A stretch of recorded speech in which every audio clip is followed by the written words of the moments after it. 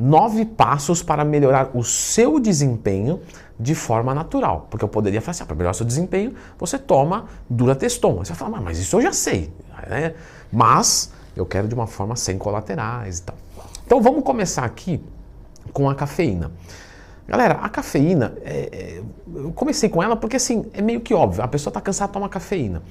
Se aumentar demais a dose, você tem efeitos colaterais, não é legal.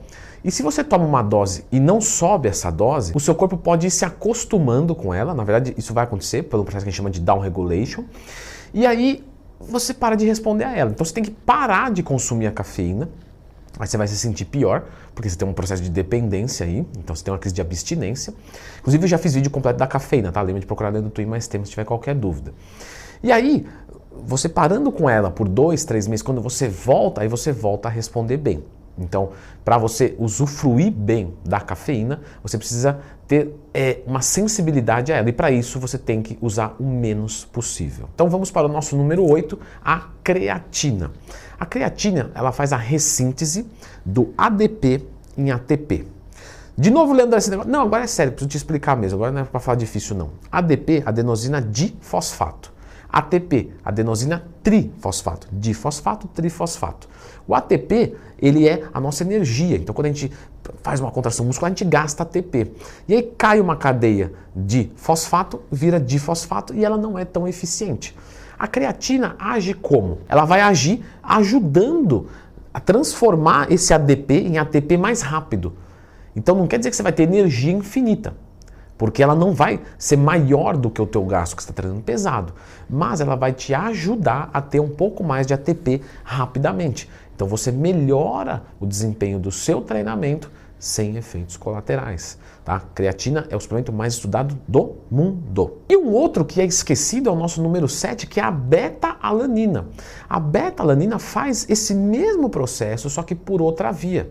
Então ela faz um efeito tamponamento, tá? E esse efeito reduz o nível de acidez. Quanto mais acidez, acidose muscular, menos as enzimas funcionam, porque a enzima tem um pH para funcionar, potencial de hidrogênio. Quando esse potencial de hidrogênio desce, ou sobe também, né, fica alcalino ou ácido, tanto faz, nós temos uma piora. Então, quando você está fazendo uma contração muscular, você sente queimar um pouquinho, essa queimação é ácido lático, isso piora a reação enzimática, e esse ADP para ATP se torna mais dificultoso até o momento que você entra em fadiga. A beta-alanina ajuda a diminuir um pouco dessa acidose e, com isso, melhorar a mesma coisa da creatina, mas por outra via. A beta-alanina é um excelente suplemento, só que é mais caro. Então, se você não tiver tanta grana, creatina. Se você não sentir necessidade da beta-alanina, não tem problema. Dá para treinar sem, é óbvio. Mas se você precisa de um pouco mais de performance, beta-alanina. Mais ou menos de 3 a 5 gramas por dia, em qualquer horário, porque assim como a creatina, ela empilha no nosso organismo. Muito bem! O nosso número 6, Floquinha, sabe qual que é? Eu convoquei você porque o nosso número 6, ele é o carboidrato. Deixa eu girar o cachorro. Girei o cachorrinho, carinho na barriguinha do cachorrinho, tá desmontando o fio aqui. Então, o carboidrato alto. Então, pessoal, a gente tá pensando em fazer ressíntese de energia, etc. Mas que tal já ingerir o carboidrato, minha gatinha? O que você acha dessa? Porque o carboidrato ele vai fornecer energia. E energia é diferente de disposição. O que é isso?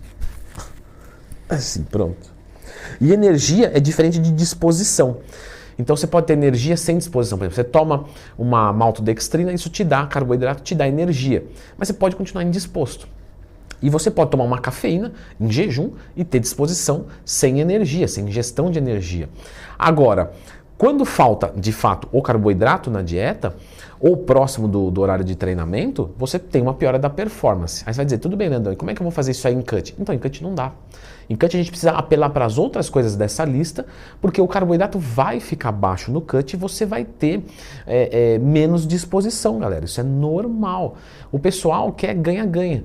Lembro de um aluno meu que me falou o seguinte, Leandrão, eu quero qualidade de vida e eu quero chegar em 6% de gordura. Eu falei, não vai ter. Não existe isso.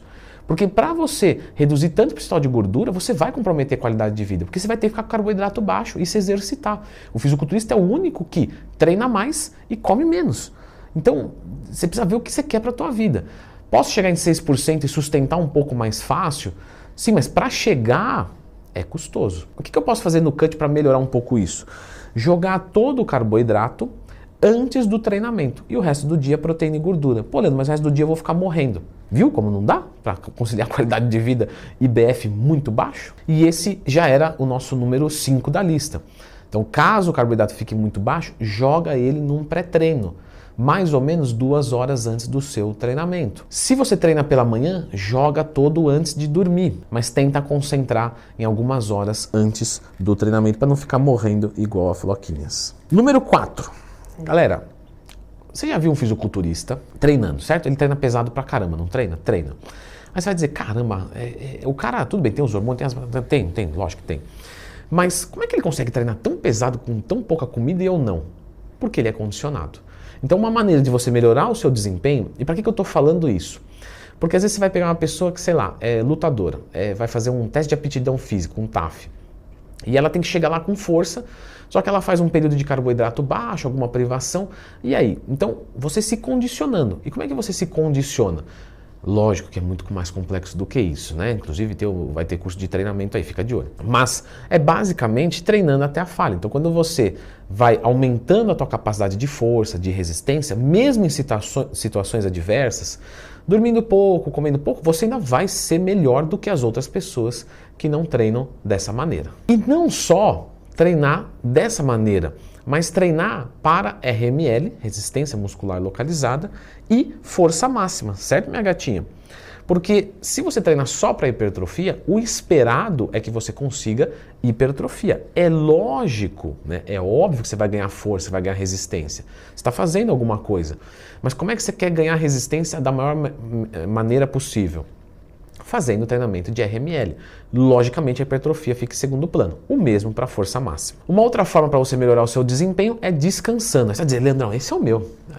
Me achei na lista. Vou descansar eternamente e vou... Não, o que eu quero dizer é o seguinte. Quando você vem numa rotina de treinamento, bem treinando, você provavelmente nunca está no seu melhor.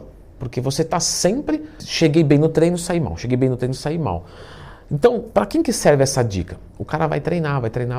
Ele vai lutar no sábado, ele vai fazer um teste de aptidão física no sábado, ele vai ter uma grande competição física no sábado.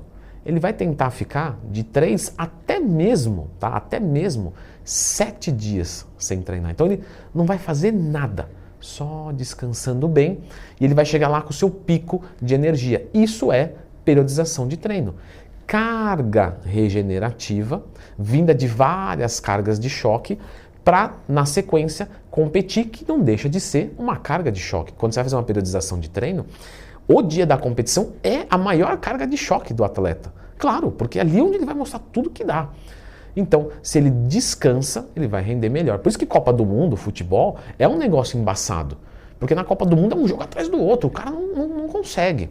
Então vai chegando no final da Copa do Mundo, realmente quem treinou bem, até a falha, aquela coisa toda, quem fez uma boa periodização no ano inteiro vai aguentar mais. Por isso que a periodização de treino é determinante em alto nível. E por último, como que um atleta vai estar bem, tá comendo bem, suplementando bem, dormindo bem, tá tudo certo, treinando até a falha, só que ele tem testo baixo, só que ele tem uma sensibilidade à insulina ruim, só que ele tem uma tireoide que não funciona bem, entre outras coisas. Por isso, a gente precisa ver exames de sangue. Para isso, eu deixei um vídeo especial para isso, porque realmente é uma coisa um pouquinho mais densa.